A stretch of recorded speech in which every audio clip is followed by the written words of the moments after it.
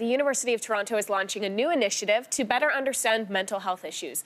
The Labatt Family Network for Research on the Biology of Depression will include scientists, researchers, and fellows, all working to find out how depression starts. Dr. Benoit Melissa is one of the chairs of the network. He joins me now. Doctor, thanks so much for being here. Good morning. So why is it so important to know what causes depression instead of just how we treat it? Why do we need to know the root cause?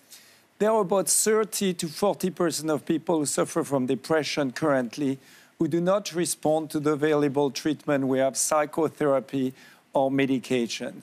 And it's therefore important to discover the cause of depression to try to develop new and more effective treatments. And I imagine preventative treatment would be something that would be an idea that we can't really explore now because we don't know why some people get depression, why some people don't.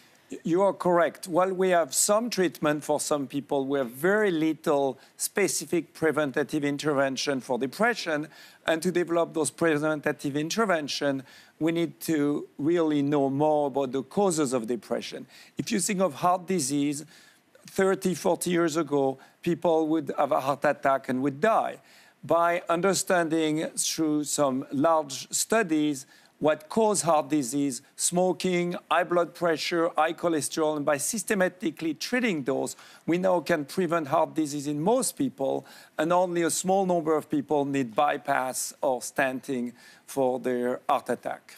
Doctor, you mentioned with heart disease, like 30, 40 years ago, our knowledge has changed dramatically in that time period. I imagine that the research being done on depression isn't going to happen overnight, that this is, again, another long period of time before we have real answers. Is that the case? That's correct. And that's what's different about this network founded by the Labatt family. It's really focused on developing the new generation of researchers. In Toronto, over the next 10 years, we really hope to train and prepare, let's say, 100 young researchers.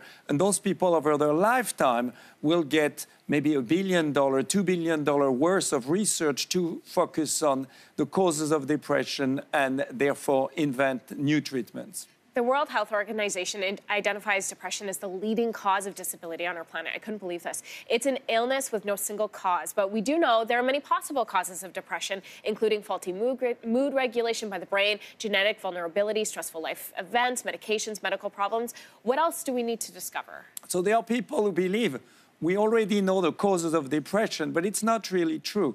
Let's take two examples.